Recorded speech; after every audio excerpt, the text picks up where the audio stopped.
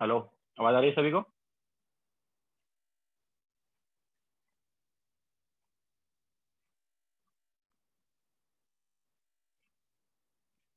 Okay, so good evening to all. तो last lecture में हमने थर्मोकेमिस्ट्री स्टार्ट किया था। तो थर्मोकेमिस्ट्री में आगे हम कंटिन्यू करेंगे। तो नेक्स्ट हम लेंगे यहाँ पर हेस लॉ।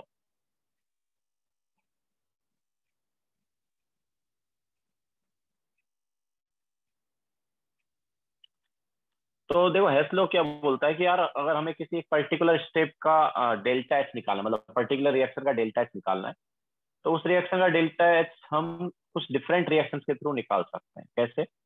तो हमें पता है कि यार एंथैल्पी स्टेट फंक्शन है ना। एंथैल्पी स्टेट फंक्शन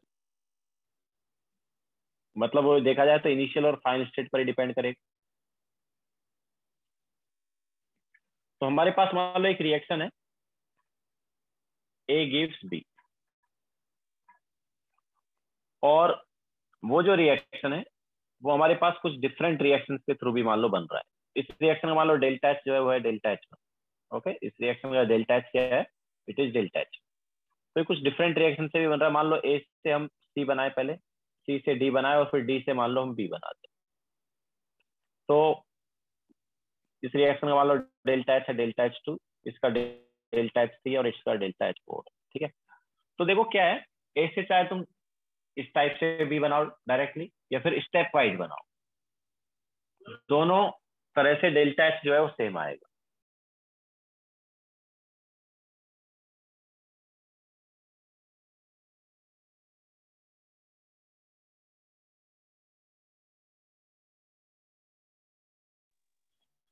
तो दोनों के थ्रू जो डेल्टा एच वो क्या आएगा? सेम आएगा। मतलब हम यहाँ पर बोल सकते हैं delta H one is equal to delta H two plus delta H three plus delta H four. ठीक है, दोनों तरह से चाहे तुम ऐसे डायरेक्ट ए से भी बनाओ या फिर इस टाइप से बनाओ। ठीक है, डेल्टा एच की वैल्यू क्या रहेगी? सेम रहेगी। तो यही है हेसलो। या फिर इसको देखो और तरीके से ऐसे भी देख सकते हो। मान लो दूसरा एग्जांपल हम ले, मान लो हमारे पास ए से बन रहा है बी और बी से बन रहा है मान लो सी। तो एक तो मान लो ऐसे डेल्टा एच बना, मतलब ऐसे सी बना रहे हैं, या फिर मान लो हम एक ऐसे बना रहे हैं कि ए से पहले डी बना दे और फिर डी से सी बना दे। एक तरीका ये है। या फिर मान लो एक तरीका है कि ए से डायरेक्ट सी बन जाए। ठीक है। तो मान लो इस ए से बी वाले का डेल्टा एच वन है, बी से सी वाले का डेल्टा एच टू है। ठीक है, इसके अलावा ए से डी वाले का डेल्टा एच थ्री है, और डी से सी वाले का डेल्टा एच फोर है, और ए से डायरेक्टली सी वाले का डेल्टा एच फाइव। ठीक है। तो यहाँ पर क्या है, देखो यहाँ पर delta H one plus delta H to should be equal to delta H3 plus delta H4, and that is also equal to delta H5। Okay, तो यहाँ पर तुम चाहे ऐसे बनाओ या फिर ऐसे बनाओ या फिर ऐसे बनाओ, ए से सी बना रहे हो तो सेम डेल्टा एच रहेगा। ठीक है। तो यही हमारे पास क्या है? हेस लॉ। ओके, तो अब इसका यूज कैसे किया जाता है वो इंपॉर्टेंट है। तो उस पर हम आगे चलेंगे। पहले लिख लो ये।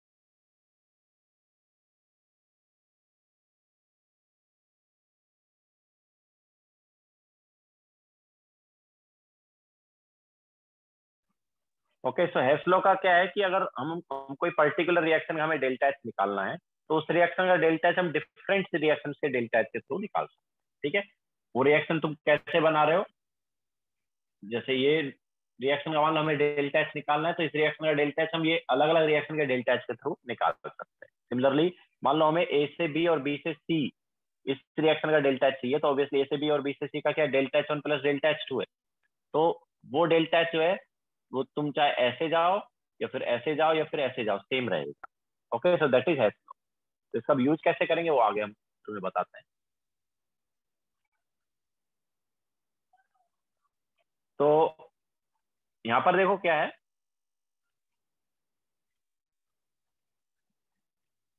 जो इंपॉर्टेंट पॉइंट है इससे रिलेटेड वो देखो क्या है।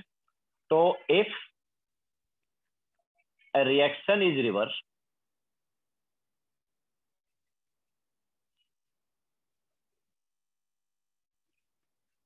then value of delta H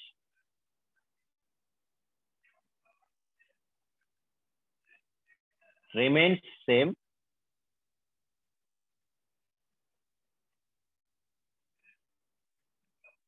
but sign is changed। ठीक है, अगर हम किसी रिएक्शन को रिवर्स कर रहे हैं तो वैल्यू सेम रहेगा। ओके, वैल्यू क्या रहेगा, सेम रहेगा, बस साइन जो है वो चेंज हो जाएगा। इसके अलावा if A reaction is multiplied bye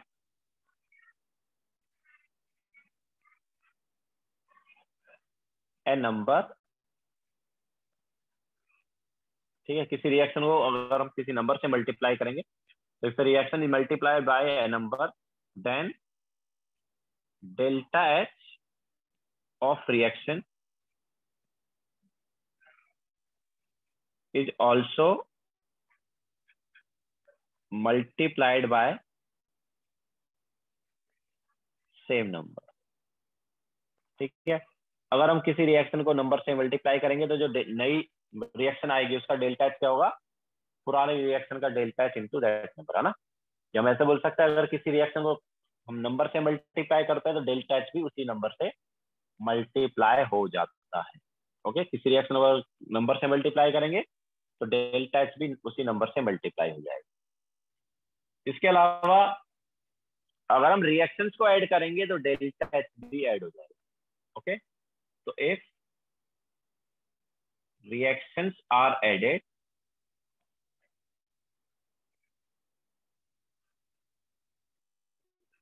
then delta H are also added।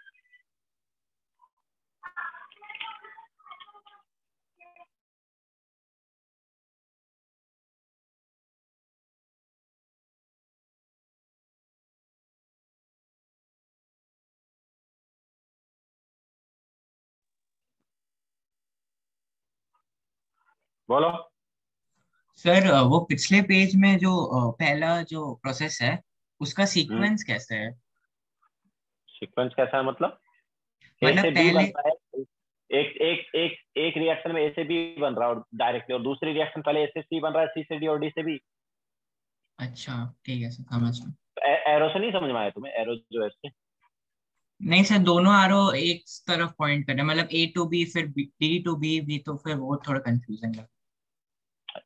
ये एरो इधर है और ये हाँ। एरो इधर है, तो समझ नहीं आया तुम्हें। अच्छा, मुझे लगा एक साइकिल टाइप का होना चाहिए था। अच्छा ठीक है, समझ में।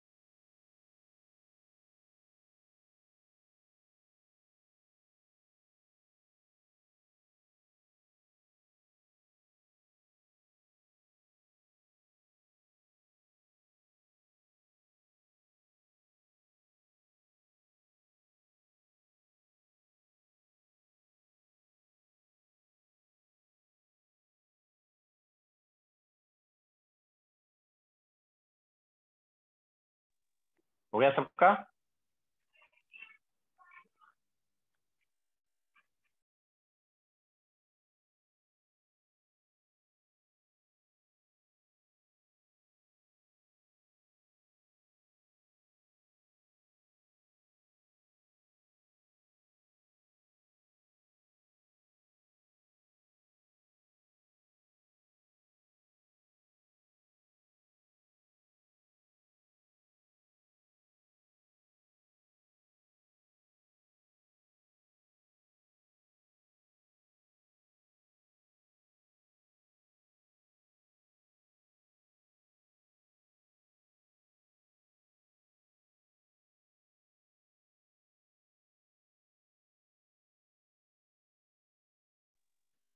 ठीक है, सो अब देखो इसका यूज कैसे होगा।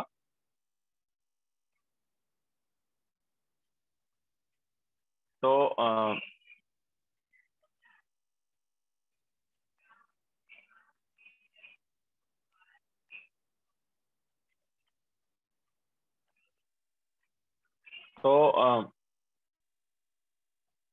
Using hash law, delta H of few reactions can be determined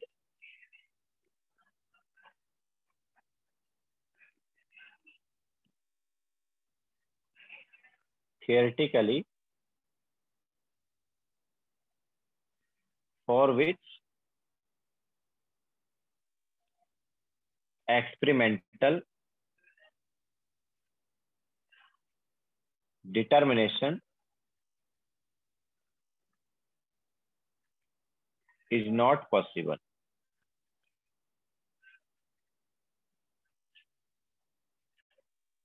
For example,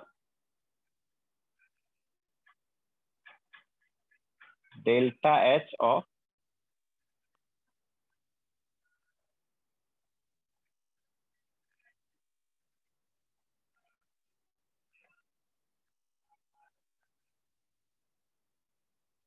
is determined as, ठीक है। तो ये जो रिएक्शन है इसका देखो डेल्टा एच हम कैसे निकालते हैं। तो यहाँ पर हमें एक्चुअली दो रिएक्शन का डेल्टा एच पता है, इस रिएक्शन का नहीं पता। हमें किस किस का पता है? हमें एक तो ये जो रिएक्शन है C+O2 गिव CO2, इस रिएक्शन का डेल्टा एच दिया है, हमें मान लो पता है। इस रिएक्शन का जो डेल्टा एच है वो मान लो है, ओके। इस रिएक्शन का डेल्टा एच क्या है? एक्स। इसके अलावा एक और रिएक्शन है जिसका डेल्टा एच हमें पता है। मान लो हमारे पास रिएक्शन है ये वाली, इस रिएक्शन का डेल्टा एच हमें पता है, मान लो ये है अपने पास y, ठीक है। तो अब देखो क्या है, जिस रिएक्शन का तुम्हें डेल्टा एच निकालना है वो रिएक्शन तुम बाकी रिएक्शन से कैसे बना सकते हो, दैट इज इंपॉर्टेंट।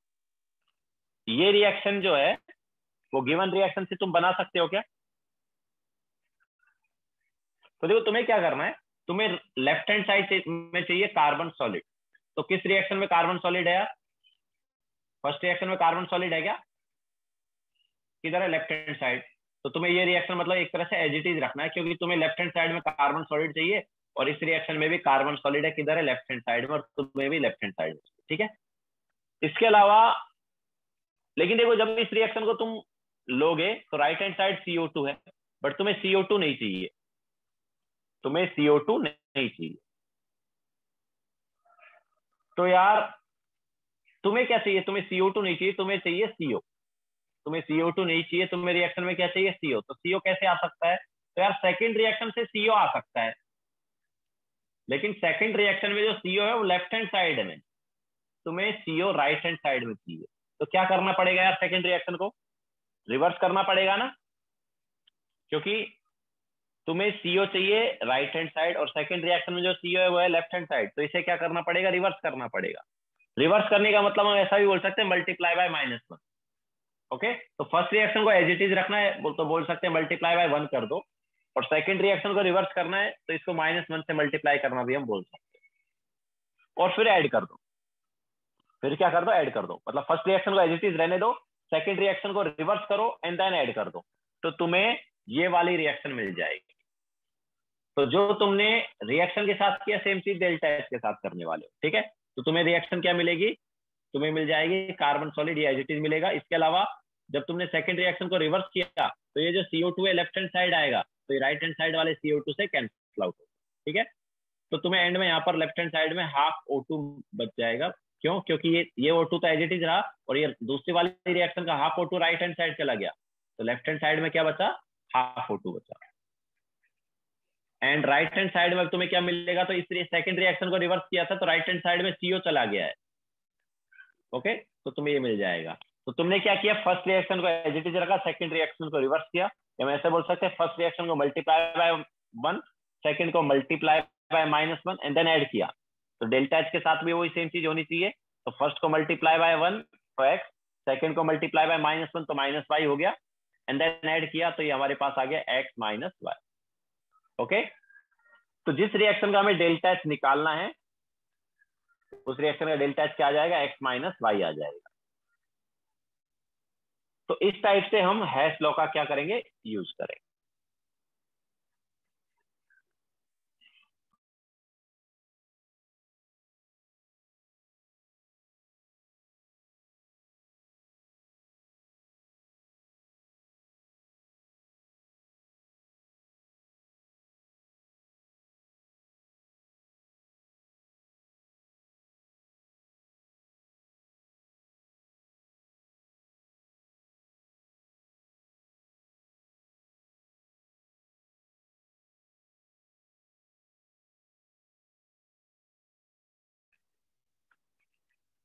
हमें ये रिएक्शन चाहिए, इस रिएक्शन में क्या चाहिए, कार्बन सॉलिड, इधर चाहिए left hand side. First reaction में carbon solid left hand side है, तो मतलब इसको एज इट इज रखो, एज इट इज रखो मतलब मल्टीप्लाई बाय 1 करो, ठीक है। सेकंड रिएक्शन से देखो क्या है नो, और क्या चाहिए हमें, CO चाहिए, CO गैस चाहिए, किधर चाहिए, राइट हैंड साइड। तो CO गैस हमारे पास किस रिएक्शन में, सेकंड रिएक्शन में, बट किधर है वो, लेफ्ट हैंड साइड है। हमें चाहिए राइट हैंड साइड, मतलब उसे क्या करना है, रिवर्स करना है। तो रिवर्स करने को हम बोल सकते हैं मल्टीप्लाई बाय -1 कर, ठीक है। तो यही काम हमने किया है। तो ऐसा करने पर डेल्टा एच जो फर्स्ट रिएक्शन का एक्स ही रहा और सेकंड रिएक्शन का -y हो गया, क्योंकि मल्टीप्लाई बाय -1 कर रहे हैं, ठीक है। एंड देन रिएक्शन को ऐड किया तो डेल्टा एच भी ऐड हो जाएगा। तो x एंड -y को ऐड कर दोगे, मतलब क्या आ गया, x - y आ गया। या फिर इसको हम ऐसा ही बोल सकते हैं कि फर्स्ट रिएक्शन में से सेकंड रिएक्शन को हमने सब्ट्रैक्ट किया, ओके। फर्स्ट रिएक्शन जो उसमें से हमने एक तरह से क्या किया, सेकंड रिएक्शन को सब्ट्रैक्ट किया, तो डेल्टा एच भी सब्ट्रैक्ट हो गया।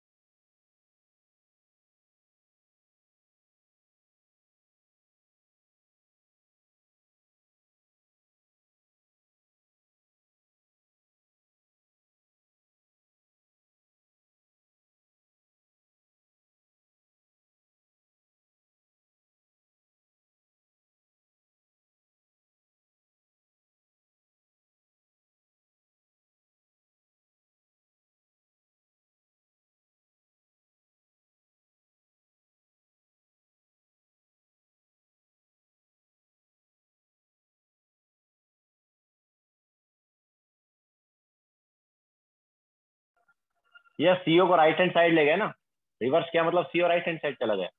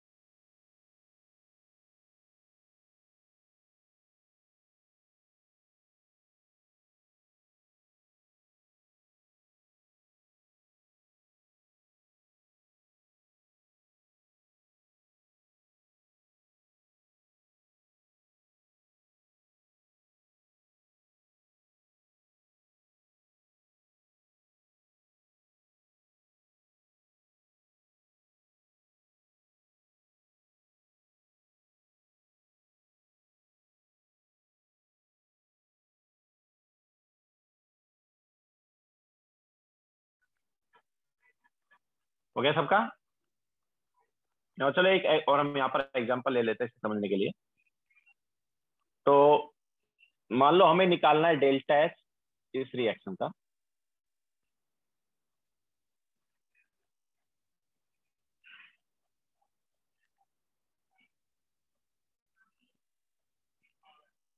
ठीक है, इस रिएक्शन का मान लो हमें डेल्टा एच निकालना है, और हमें क्या क्या दिया है, तो हमें कुछ अलग अलग रिएक्शन का डेल्टा एच दिया है। जैसे एक ये दिया है,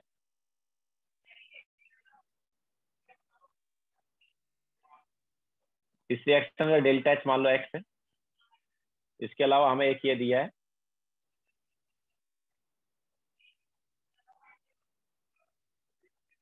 इस रिएक्शन का डेल्टा एच मान लो वाई है। इसके अलावा एक ये दिया है,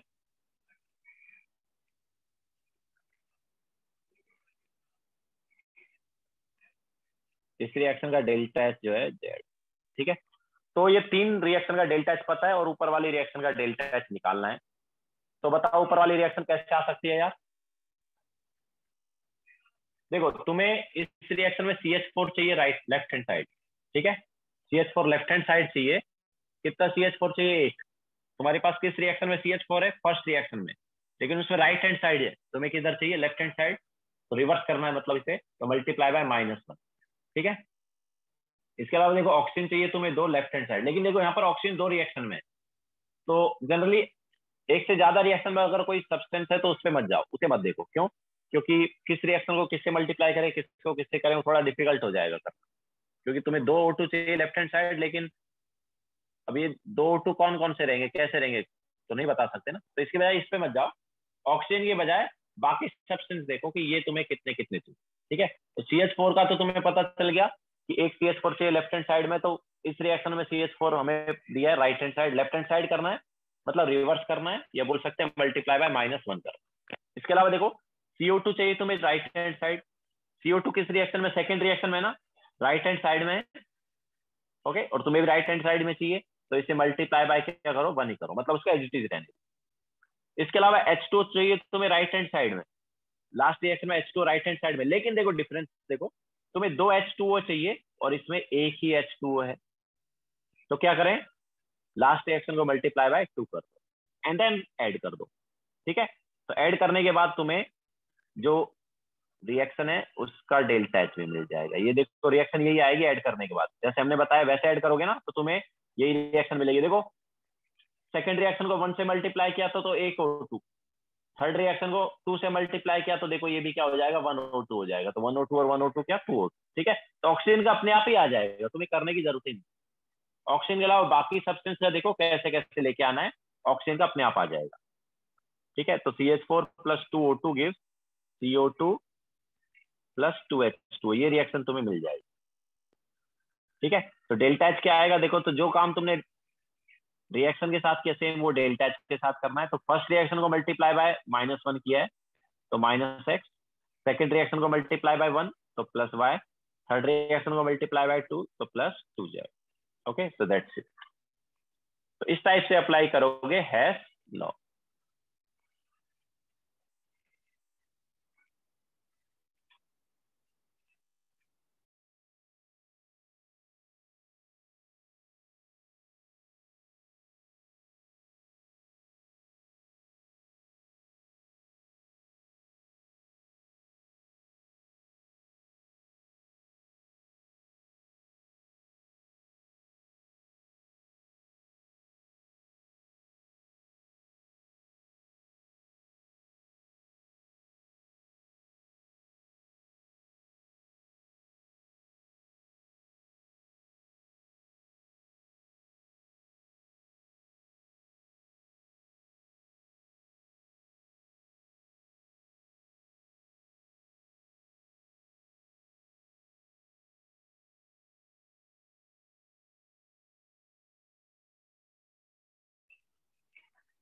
तो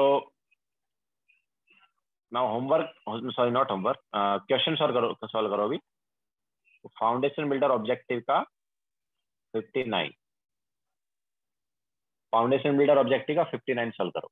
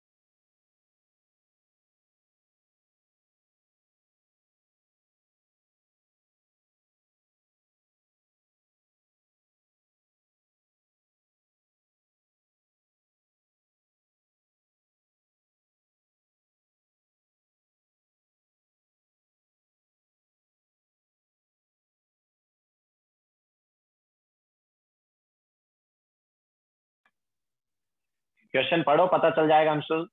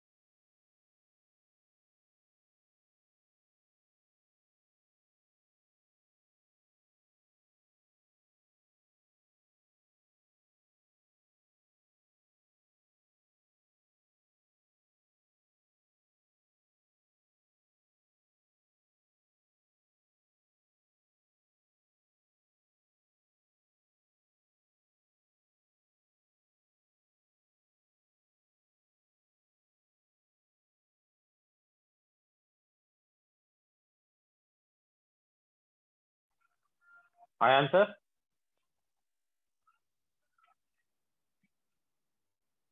तो देखो हमें यहाँ पर enthalpy of formation of H2SO4 निकालना है। तो what is enthalpy of formation of H2SO4?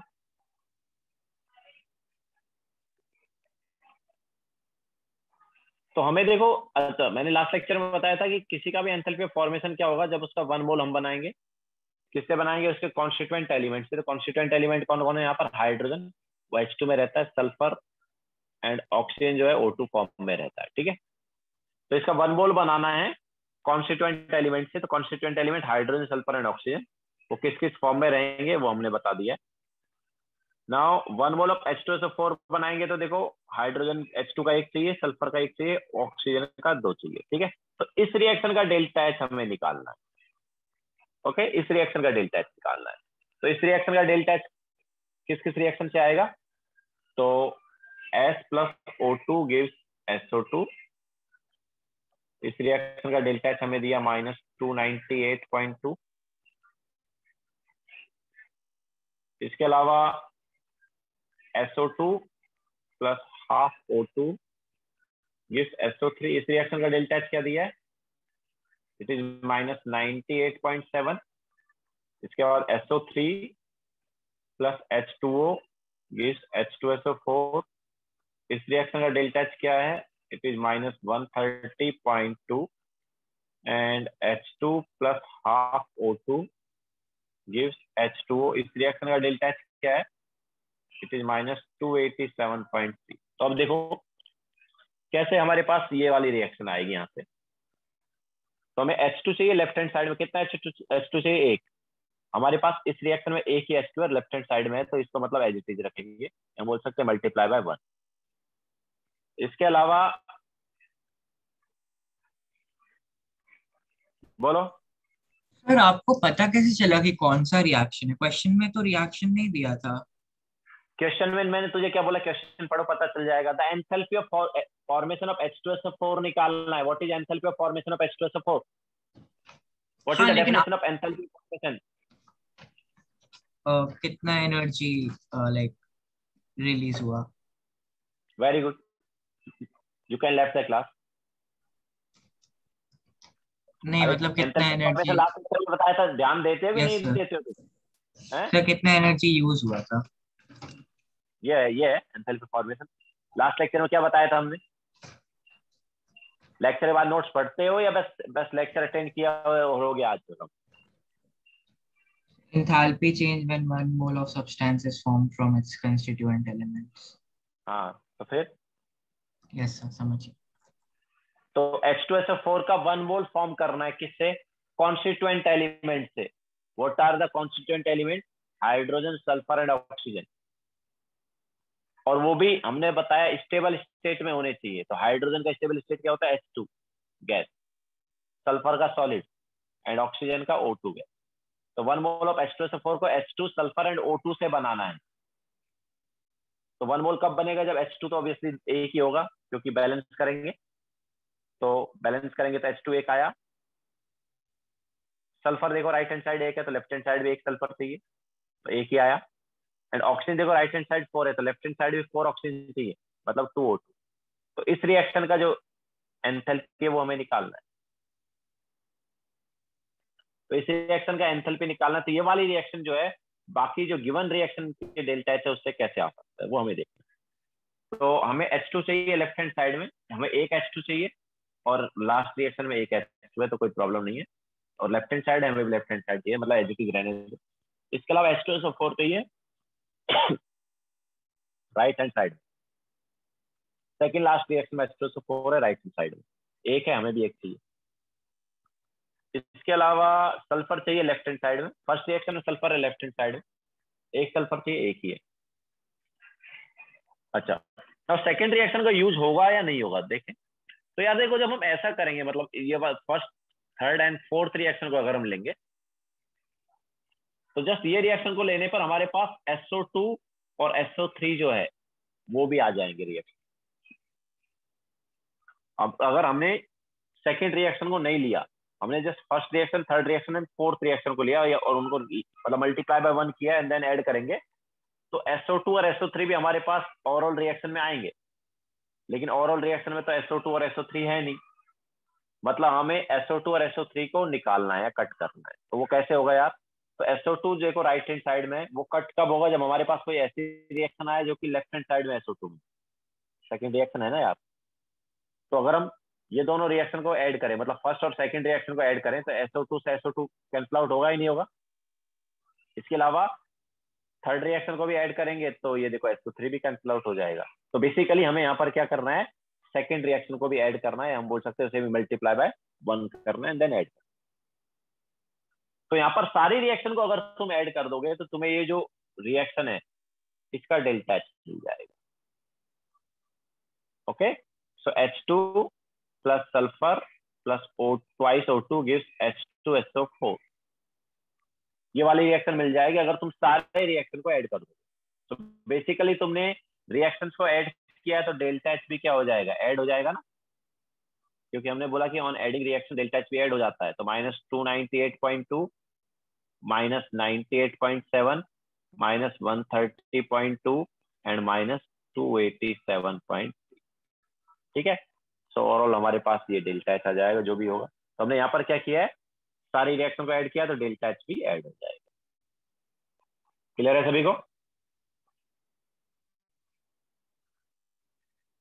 तो जैसा हम डेल्टा H, मतलब जैसा हम रिएक्शन के साथ करेंगे सेम चीज हमें डेल्टा H के साथ करना। ओके, और रिएक्शन में क्या है कि हमें एक पर्टिकुलर रिएक्शन का डेल्टा H निकालना है, तो वो पर्टिकुलर रिएक्शन जो है वो बाकी रिएक्शन से कैसे आ सकती है वो देख। ठीक है, वो पर्टिकुलर रिएक्शन बाकी रिएक्शन को यूज करके तुम्हें बनाना है।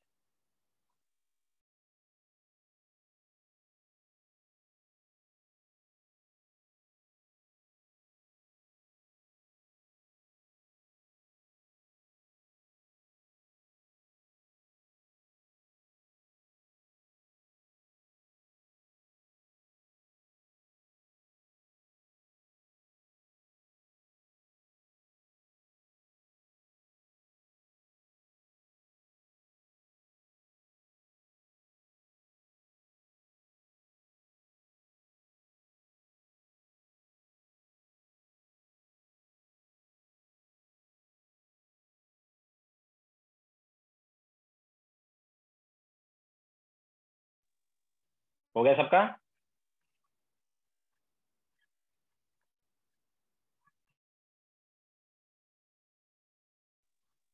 तो ये बॉर्न हेबर वाला साइकिल, सॉरी ये जो हेस्लो इसी पर बेस्ड एक कॉन्सेप्ट है बॉर्न हेबर साइकिल, जो आई थिंक तुमने शायद मे भी पढ़ा हो, केमिकल बॉन्डिंग में पढ़ा है क्या? बॉर्न हेबर साइकिल कराया क्या पहले सर ने? कराया है? ओके, सो वो इसी कॉन्सेप्ट पर बेस्ड है। उसके थ्रू लैटिस एनर्जी निकालते थे, याद है? तो जैसे हम मान लो NaCl का बॉर्न हेबर साइकिल बनाए, तो यहाँ पर क्या होता है? एंथैल्पी ऑफ फॉर्मेशन निकाला जाता है। एक रिएक्शन एंथैल्पी ऑफ फॉर्मेशन वाला होता है, तो NaCl का एंथैल्पी ऑफ फॉर्मेशन जो है वो क्या होगा? सर एंथैल्पी ऑफ फॉर्मेशन क्या होता है? उस सब्सटेंस का वन मोल बनना चाहिए किससे? कॉन्स्टिट्यूएंट एलिमेंट से। तो NaCl का वन मोल बनाना है तुम्हें। कॉन्स्टिट्यूएंट एलिमेंट कौन कौन से? Sodium and chlorine. ठीक है, सो सोडियम जो है सॉलिड स्टेट में रहता है और क्लोरीन जो है Cl2 फॉर्म में रहता है और गैस रहता है। तो तुम्हें इसका वन मोल बनाना है NaCl का, तो ऑब्वियसली Cl2 का क्या लगेगा? हाफ मोल लगेगा ना। तो ये रिएक्शन का डेल्टा H जो है that is enthalpy of formation. Now तुम्हें अब देखो इससे स्टार्ट करना है और एंड इससे करना है, और कुछ डिफरेंट स्टेप्स यहाँ पर लेने हैं या डिफरेंट रिएक्शंस लेने हैं। तो देखो उनमें से एक रिएक्शन जो है लैटिस एनर्जी वाला भी आना चाहिए। लैटिस एनर्जी में क्या होता था याद है? One mole of ionic solid जो है उसके कॉन्स्टिट्यूएंट आयंस में ब्रेक हो, कॉन्स्टिट्यूएंट गैसेस आयंस में ब्रेक हो, तो जो एनर्जी रिक्वायर्ड है दैट इज लैटिस एनर्जी। या फिर उसको हम ऐसा भी बोलते थे कि one mole of ionic solid को उसके कॉन्स्टिट्यूएंट गैसेस आयंस से बनाओ तो एनर्जी रिलीज होगी, दैट इज लैटिस एनर्जी। ठीक है, तो one mole of ionic solid जो है इसको कॉन्स्टिट्यूएंट गैसेस आयन मतलब Na पॉजिटिव गैसियस और Cl नेगेटिव गैसियस आयन से बनाना है। ठीक है, तो अब देखो Na पॉजिटिव गैसियस आयन और Cl नेगेटिव गैसियस आयन आ कैसे सकता है? तो सबसे पहले तो Na सॉलिड जो है ये कन्वर्ट होता है Na गैस। फर्स्ट स्टेप जो है सॉलिड, मतलब डायरेक्ट हमारे पास Na सॉलिड से Na पॉजिटिव गैसियस आयन नहीं मिलेगा, पहले सॉलिड गैस में कन्वर्ट होगा। तो ये कन्वर्ट हुआ तो यहाँ पर आया एंथैल्पी ऑफ सब्लिमेशन। फिर ये Na गैस जो है ये Na पॉजिटिव गैसियस आयन देगी।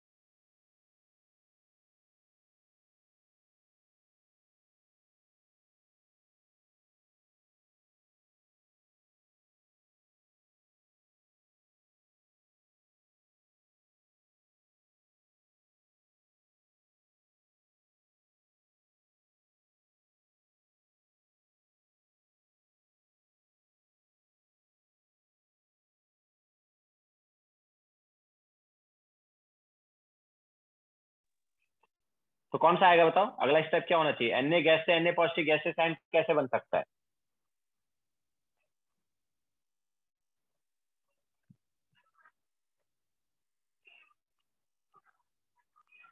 देखो Na गैस से Na पॉजिटिव गैसियस आयन जब बनता है तो वो हमारे पास स्टेप आता था आयनाइजेशन एनर्जी वाला।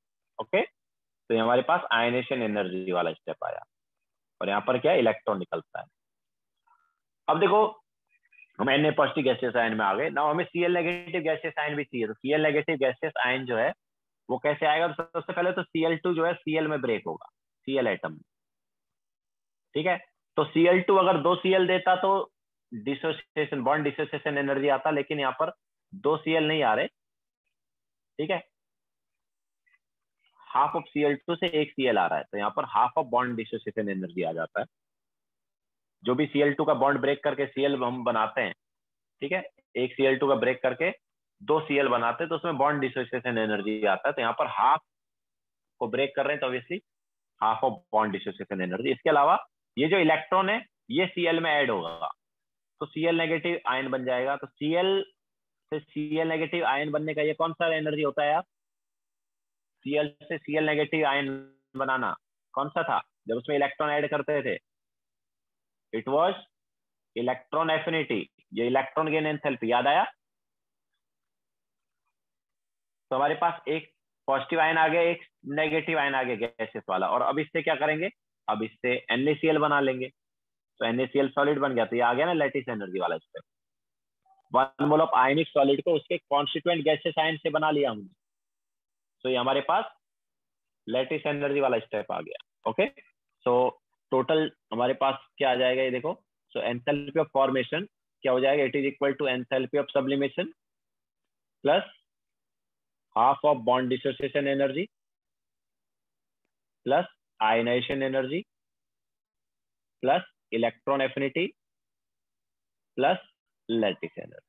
ठीक है, सो ये हमारे पास बॉन नेबर साइकिल आ गया NaCl का। अच्छा, इनका साइन क्या होगा? तो यार सब्लिमेशन में एनर्जी रिक्वायर्ड होता है, दैट्स व्हाई पॉजिटिव साइन का होगा। बॉन्ड डिसोसिएशन एनर्जी में भी मतलब बॉन्ड ब्रेक करेंगे तो energy required, that is also positive. ये जो एनर्जी है आयनेशन एनर्जी, यहाँ पर भी इलेक्ट्रॉन जब हम रिमूव करते तो एनर्जी रिक्वायर्ड होता है, that's why positive. Electron affinity release होता था, याद है? जब हम न्यूट्रल एटम में इलेक्ट्रॉन ऐड करते थे तो एनर्जी क्या होता था? रिलीज होता था, दैट्स व्हाई नेगेटिव। इसके अलावा लेटिस एनर्जी ये वाला कौन सा है? This is also negative. क्यों? बिकॉज कॉन्स्टिट्यूएंट गैसेस आयन से जब 1 मोल आयनिक सॉलिड हम बनाते हैं तो एनर्जी रिलीज होता है। ओके, अगर इसका उल्टा करेंगे मतलब 1 मोल ऑफ आयनिक सॉलिड से उसके कॉन्स्टिट्यूएंट गैसेस आयन बनाएंगे या 1 मोल ऑफ आयनिक सॉलिड को कॉन्स्टिट्यूएंट गैसेस आयन में ब्रेक करेंगे तो एनर्जी रिक्वायर्ड होगा। बट यहाँ पर उल्टा हो रहा है, यहाँ पर आयन से NaCl बन रहा है तो एनर्जी रिलीज होगा। सो that is born neighbour cycle of NaCl।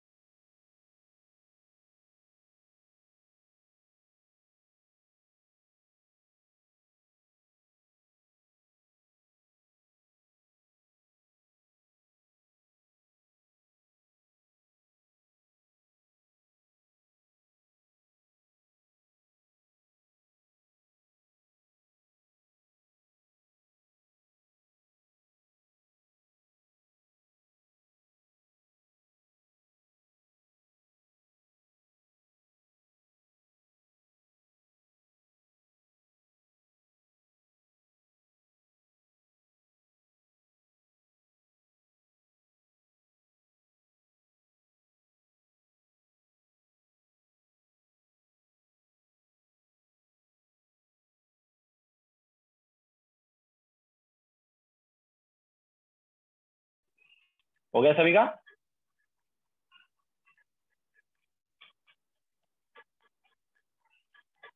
तो अब तुम बॉन नेवर साइकिल बनाओ MgCl2 का, जिसमें Mg सॉलिड, Cl2 गैस से क्या मिलेगा? MgCl2 मिलेगा। ओके, सो इस रिएक्शन का जो डेल्टा है that is enthalpy of formation of MgCl2। तो इसका बॉन नेवर साइकिल बनाओ।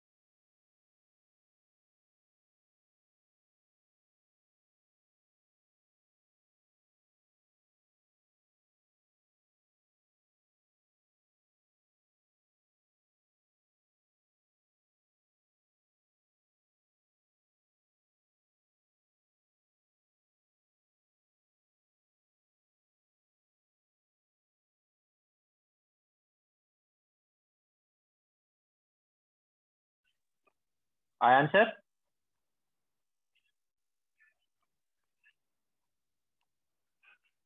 तो देखो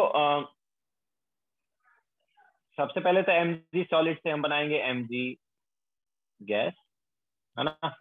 तो इसके लिए जो डेल्टा एच है that is delta H of sublimation, and obviously Cl2 से बनाएंगे Cl।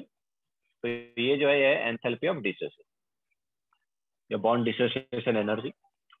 देन mg से हमें देखो mg2 पॉजिटिव बनाना है, MgCl2 में mg2 पॉजिटिव है ना, 2 इलेक्ट्रॉन निकलेंगे, लेकिन एक एक करके निकलेंगे 2 इलेक्ट्रॉन।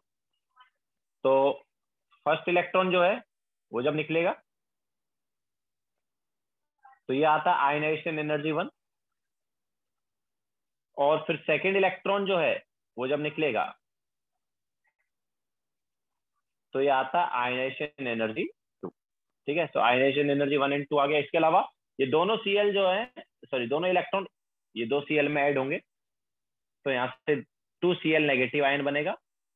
देखो एक Cl में एक इलेक्ट्रॉन ऐड होता है तो that is electron affinity, 2 Cl में 2 इलेक्ट्रॉन ऐड हुए तो it is 2 times of electron affinity. And then Mg2 positive और 2 Cl नेगेटिव जो है वो मिलके क्या बनाएंगे, MgCl2 बनाएंगे, that is nothing but lattice energy. ठीक है, तो क्या आ गया, so enthalpy of formation is equal to enthalpy of sublimation plus bond dissociation energy plus electron affinity 1 plus electron affinity 2 plus sorry ionisation energy 1 plus ionisation energy 2 and plus times of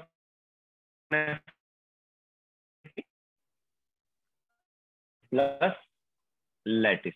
इसमें sign की अगर हम बात करेंगे तो enthalpy of sublimation obviously positive because energy required है, bond dissociation में भी एनर्जी रिक्वायर्ड है, आयनेशन एनर्जी जो है दोनों उनमें भी एनर्जी रिक्वायर्ड है, तो वो भी पॉजिटिव आएंगे। तो यहाँ पर भी electron affinity and lattice energy जो है वो नेगेटिव साइन के होंगे, बाकी सभी पॉजिटिव साइन के। ओके, तो ये हमारे पास हो गया MgCl2 का Born Haber cycle. 2 times of electron affinity क्यों किया, क्योंकि एक Cl में जब एक इलेक्ट्रॉन ऐड करते हैं और एक Cl नेगेटिव बनता है तो इलेक्ट्रॉन एफिनिटी होता है। यहाँ पर 2 Cl में 2 इलेक्ट्रॉन ऐड करके 2 Cl नेगेटिव बना रहा है, तो 2 टाइम्स ऑफ इलेक्ट्रॉन एफिनिटी आ गई। ये हम बोल सकते हैं जो इलेक्ट्रॉन एफिनिटी वाली रिएक्शन थी उसको जस्ट डबल कर दिया, तो डेल्टा एच जो उसकी वैल्यू भी डबल होगी।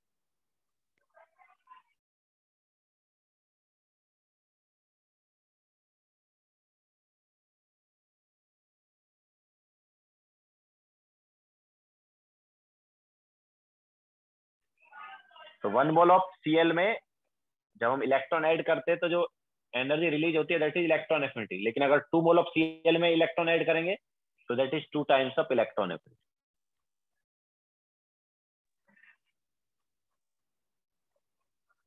बोलो सर आपने 2 इंटू आयोनाइजेशन एंथैल्पी क्यों नहीं किया, अलग अलग दोनों क्यों लिया? अरे 2 इंटू क्यों करूंगा, आयनेशन एनर्जी एक ही एटम में से इलेक्ट्रॉन रिमूव कर रहे हैं ना, 2 एटम से 2 थोड़ी इलेक्ट्रॉन रिमूव कर रहे अच्छा हाँ सर। हैं, एक ही एटम से 2 इलेक्ट्रॉन रिमूव कर रहे हैं। अगर हाँ तो 2 एटम से डिफरेंट 2 होगा। इलेक्ट्रॉन रिमूव करते हाँ तो 2 टाइम्स ऑफ आयनेशन एनर्जी आता। यहाँ पर हाँ एक ही इलेक्ट्रॉन से 2 इलेक्ट्रॉन, सॉरी एक ही एटम से 2 इलेक्ट्रॉन रिमूव किए जा रहे हैं। हाँ सर समझ। तो फर्स्ट इलेक्ट्रॉन रिमूव करने के लिए जो energy that is ionisation energy 1, second के लिए आयनेशन एनर्जी 2।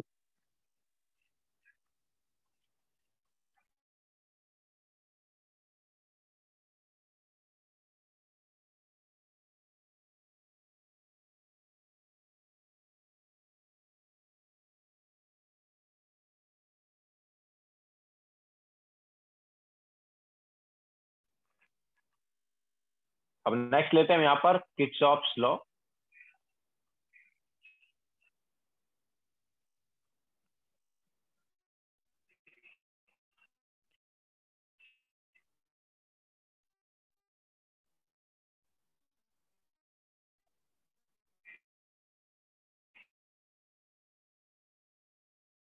तो टेम्परेचर का टेम्परेचर पर डिपेंड करता है, कैसे करता है वो ये बताता है।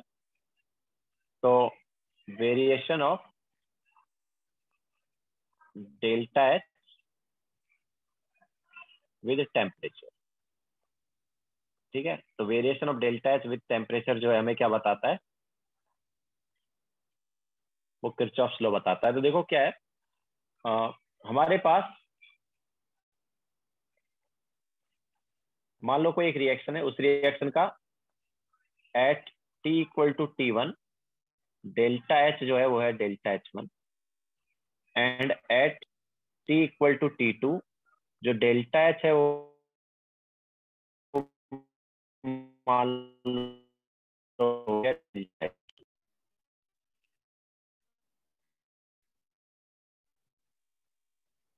T2 minus T1 is equal to delta Cp। ठीक है, ये फिर उसको ऐसा भी लिख सकते हैं, और delta H2 is equal to delta H1 plus delta of Cp into T2 minus T1, ऐसे भी इसको बोला जाता है। यहाँ पर डेल्टा Cp जो है it is stoichiometric coefficient, sorry, it is summation of stoichiometric coefficient into Cp of product minus summation of stoichiometric coefficient into Cp of reactant।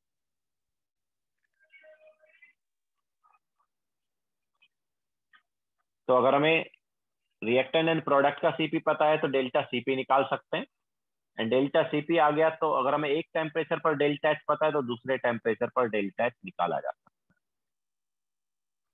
Using this equation.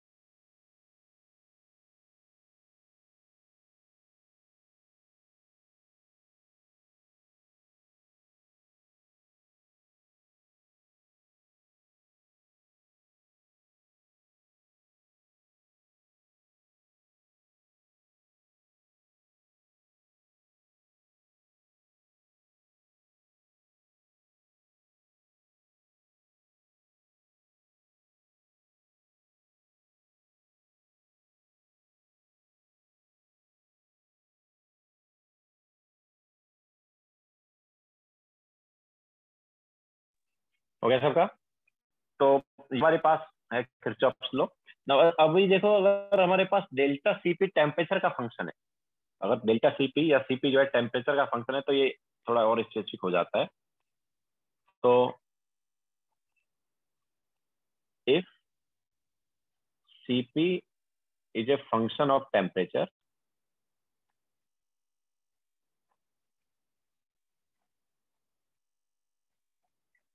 Then तो ऐसे केस में हमारे पास delta H2 is equal to delta H1 plus integration of delta CP d T T1 to T2।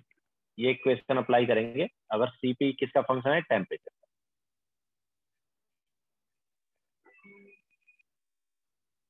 Okay, वैसे अगर delta CP या CP temperature का function है तो बाहर आ जाएगा, एंड dt का इंटीग्रेशन विल बी टी, तो T2 माइनस T1, तो पहले वाली इक्वेशन ही आ जाएगी। ठीक है, मतलब ये वाली इक्वेशन तुम हमेशा अप्लाई कर सकते हो, ठीक है, चाहे फंक्शन हो या ना हो। तो अभी क्वेश्चन सॉल्व करो। तो फाउंडेशन बिल्डर सब्जेक्टिव का question number 51, foundation builder subjective question number 51।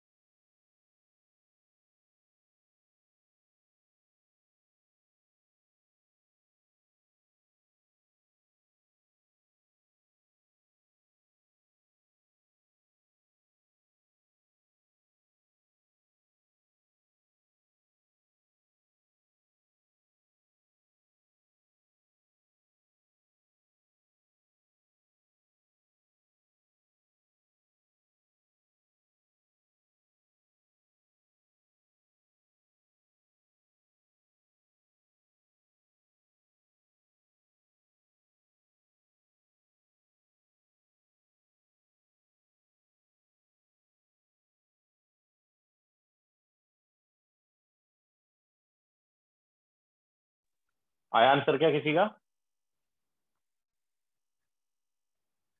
तो देखो, तो इस वाले क्वेश्चन में हमें टेम्परेचर का फंक्शन दिया है सीपी, है ना? तो डेल्टा सीपी क्या होगा? So delta C P is C P of A B minus C P of A B two minus C P of A two minus 3 times of C P of B. अब देखो, ए बी और ए टू जो है दोनों डायटोमिक है ना, तो ये दोनों क्या हो जाएंगे? कैंसिल आउट, है ना? दोनों की सीपी क्या हो जाएंगे? कैंसिल आउट, क्योंकि डायटोमिक का सीपी हमें कुछ दिया और वो ऑब्वियसली कैंसिल आउट होने वाला है।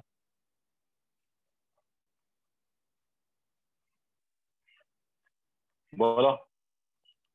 Yes sir. सर जो आपने सेकेंड लिखा है sir, C P of A B two, sir वो प्रोडक्ट्स में ऐसा है तो प्लस हो जाएगा ना सर? ये सॉरी, प्लस, वो गलती से मैंने माइनस कर दिया, दैट इज प्लस हो गया। ठीक है, यस सर। तो देन सीपी ऑफ AB2 का AB2 मतलब polyatomic, so it will be 8/5 alpha plus 4 beta T and then minus 3 times of CP of B, that is monoatomic, so alpha plus beta T। तो हमारे पास ये delta CP आ जाता है beta T minus 7 alpha by 5। Okay, so that is delta CP। तो now हमें delta H निकालना है या डेल्टा H2 निकालना है, इज इक्वल टू क्या होगा? Delta H1। So what is delta H1?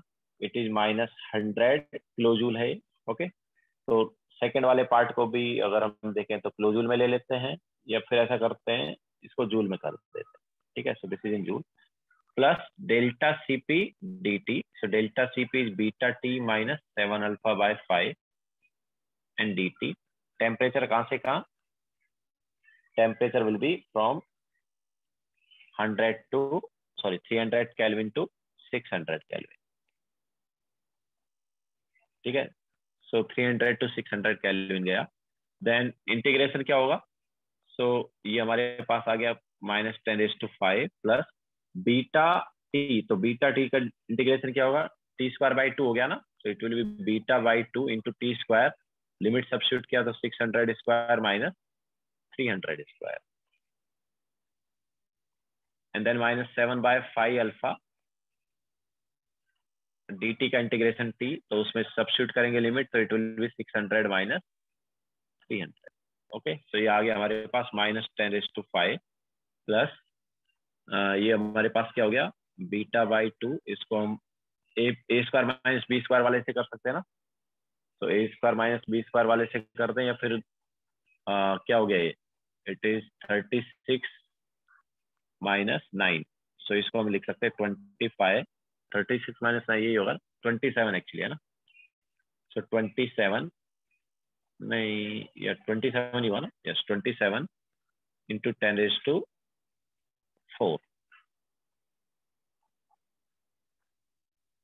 And then ये हमारे पास आया 7/5 अल्फा इंटू 300। ओके, सो ये डेल्टा H2 आ जाएगा। यूनिट क्या है? Unit will be joule.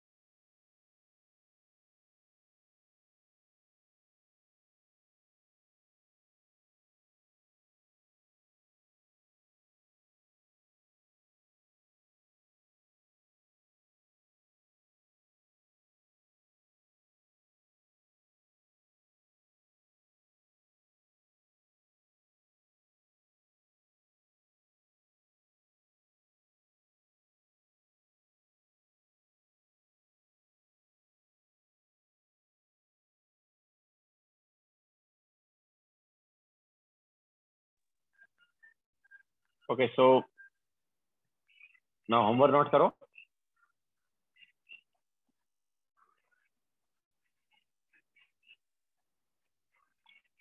तो foundation builder objective question number 47,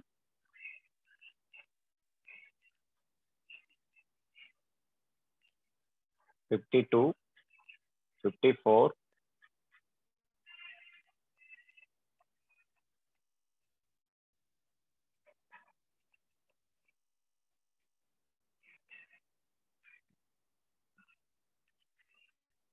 62,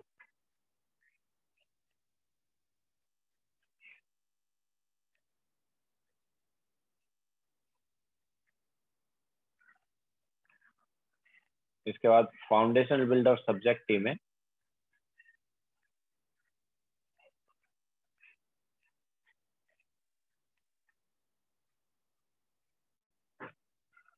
36,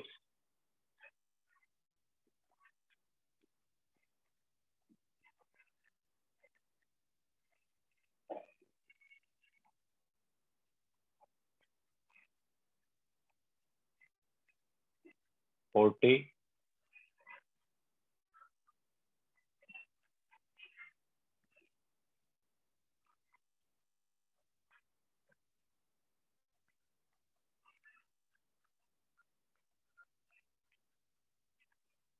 43,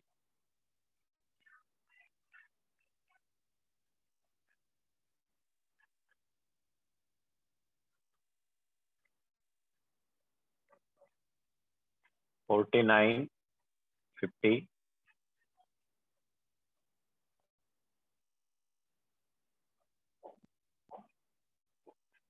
53, 54, 55. Okay, so ये आज का होमवर्क है.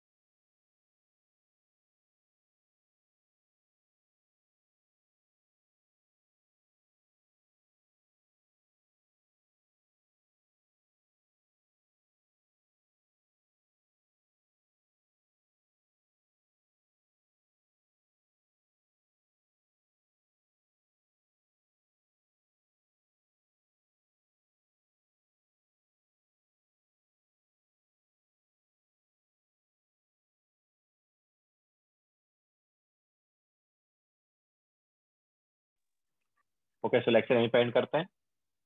Bye, take care.